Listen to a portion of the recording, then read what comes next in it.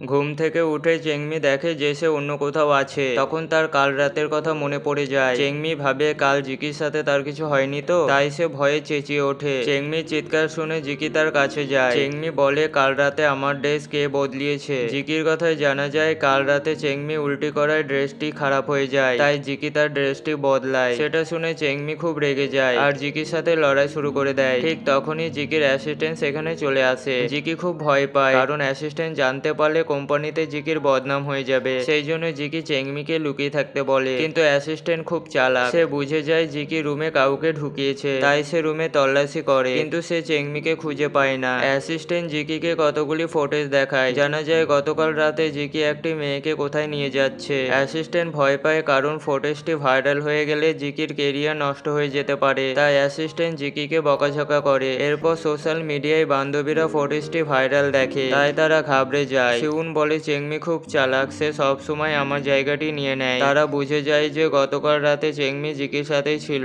তাই তারা খারাপ চিন্তা ভাবনায় আটকে থাকে। জিকি চেংমিকে হোস্টেলে নিয়ে যেতে গেলে মিডিয়া তার পেছন করে। তখন বিরক্ত হয়ে জিকি বলে, আমরা শুধু কলেজ ফ্রেন্ড। এরপর চেংমির মা সোশ্যাল মিডিয়ায় তাদেরকে দেখতে পায়। মিডিয়ার ভিড়ে চেংমি ও জিকি গাড়ি থেকে নামতে পারে না। তখনই ফ্যাং এর কল আসে। ফ্যাং চেংমিকে তার স্টোরে আসতে বলে। অ্যাসিস্ট্যান্টের মাথায় একটি বুদ্ধি আসে। সে একজনকে বলে অন্য একটি নিউজকে ভাইরাল করে দিতে বলে। তার উদ্দেশ্য ছিল নতুন নিউজ পেয়ে মিডিয়া পুরনো নিউজকে ভুলিয়ে দেবে। ফ্যাং পুরো বিষয়টি জানতে চাইছিল কি একটি কল চলে আসে। জানা যায় টিচার চেংমির মা ও জিকির অ্যাসিস্ট্যান্টকে ডেকে পাঠিয়েছে। জিকির নাম খারাপ হওয়ায় টিচার চেংমিকে দোষারোপ করে আর তাকে কলেজ থেকে বের করে দিতে চাইছিল। তখন চেংমির মায়ের ধৈর্যের বাঁধ ভেঙে যায়। চেংমির মা টিচারের উপর রেগে যায়, কারণ জিকি একজন সেলিব্রিটি বলে টিচার তার সাইড নিচ্ছিল। তখন জিকির অ্যাসিস্ট্যান্ট বলে পুরো দোষ এই কলেজের, কারণ কলেজের স্টুডেন্টরাও জিকির সাথে কোনো ভালো ব্যবহার করেনি। পরিস্থিতি বিগড়ে যাওয়ায় জিকি চেংমির দোষটি নিজের কাঁধে নিয়ে কলেজ থেকে বেরিয়ে যায়।